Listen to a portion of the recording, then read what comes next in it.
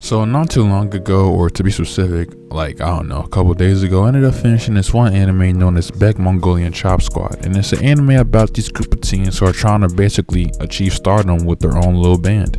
And yes, I understand that summary of the story seems a bit generic and kind of broad, but if I was to really go into specifics about it, it'd be kind of crazy. But also, I kind of do have to for the rest of the video, so just bear with me, y'all. Now you may be wondering, why is it that an anime that revolves around a topic that's kind of normal and very common nowadays in almost all depictions of such stardom resonate with me so deeply? Well, I think it's really the realism of it. In almost all forms of fiction, you'll peep that it's very common for the main characters or even the protagonists themselves to just be carried by a lot of plot armor, not having to face consequences, the fact that they always seem to pull through and end up, doing the right things to achieve the right things. But in reality, or should I say in real life, things do not go that well planned at all.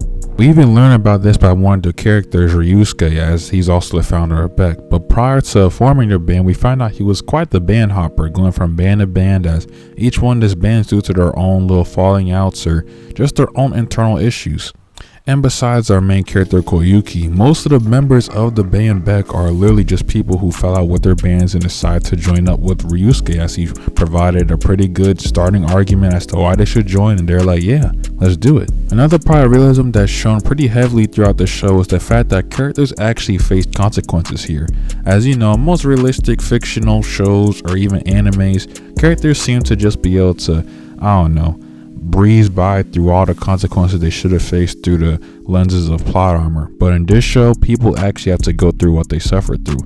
For example, the leader Ryusuke, he stole a guitar, and the guitar is what he's known for. But by the end of the show, he's already got beaten up, kidnapped, and have a lot of stuff done to him because of that. And right before the band's biggest breakup, performing at a summer festival in front of thousands of people, they ended up kind of disbanding, as Ryusuke said the wrong thing to their lead singer, and that led to them deciding to just leave the band. Albeit they ended up coming together for the final performance.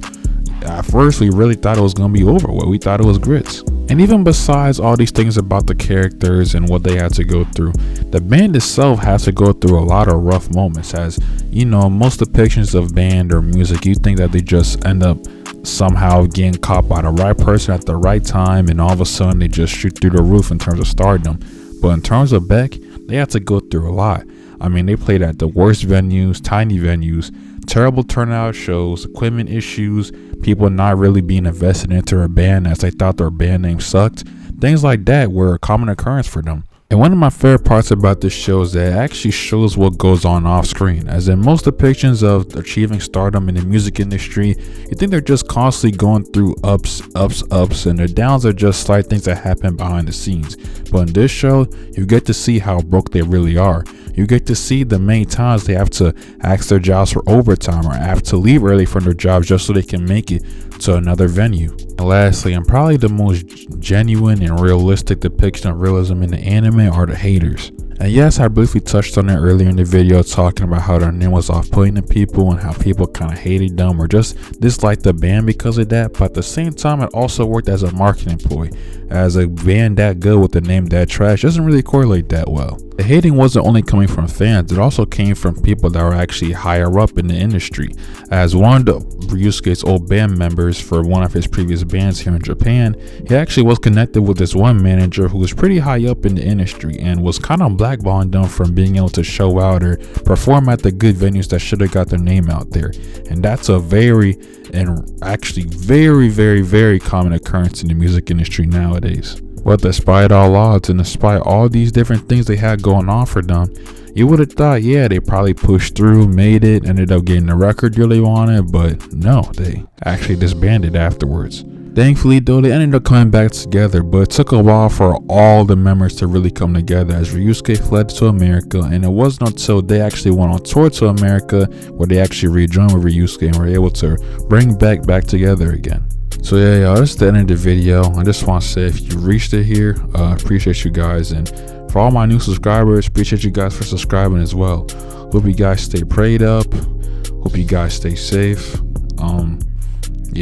Just thank you guys, and I promise y'all that I'm gonna come up with a longer video. I just made a shorter one because this anime really this is really imprinted on me. I can't lie. Like, this is for sure one of the best animes I watched in recent times. So yeah, appreciate you guys and see you on the next one.